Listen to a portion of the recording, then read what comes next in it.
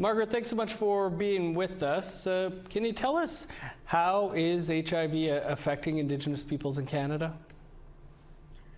Yes, thank you so much. I'm the Okama for Can Communities Alliances and Networks, and as we move forward across this land, what we're seeing on the prairies is certainly something that has been happening for many years here, and it's the rate of HIV, and it is climbing at a steady pace.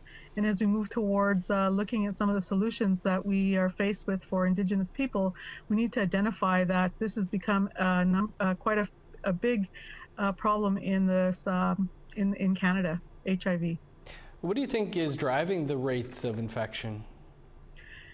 You know, most currently, with the past pandemic, COVID, that happened, this certainly increased the number of people that are becoming infected with HIV across this land.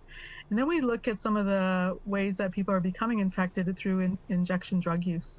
And right across this land, we struggle with many things, many social and health conditions that are impacting our communities at the greatest numbers, right from addictions to the rate of other sexually transmitted infections across this land, like syphilis.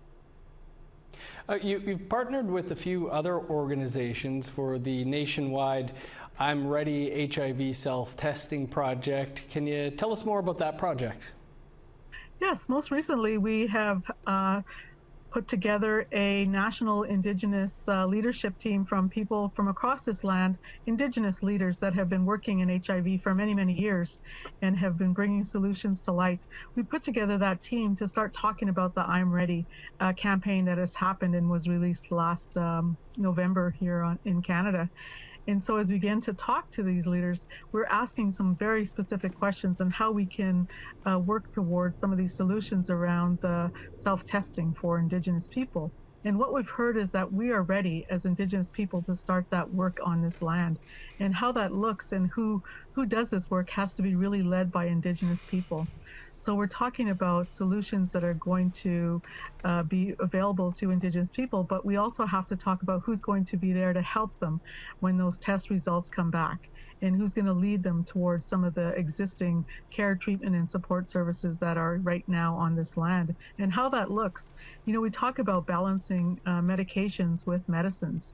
As Indigenous people, we've been traditional medicine keepers for many years on this land, and part of those medicines has to work hand in hand with this test that comes along to talks to you about having HIV. And today, HIV is a chronic illness that you can live with, and you can become undetectable. And so, but we need to look at how can we as Indigenous people lead other Indigenous people to this place where they become undetected, where they also are dealing with some of those things that have happened in their lives that have why they have come to that place where they become HIV positive. And so we're looking at some of the deeper rooted issues maybe in their lives that need to be addressed. And so it's not only the act of knowing you have HIV, but it's the act of working on yourself to find out where those solutions lie within yourself as an Indigenous person. So our medications and our medicines hand in hand, dealing effectively with what we're seeing. Important stuff, important work you do there, Margaret. Appreciate you taking some time for us. You're very welcome.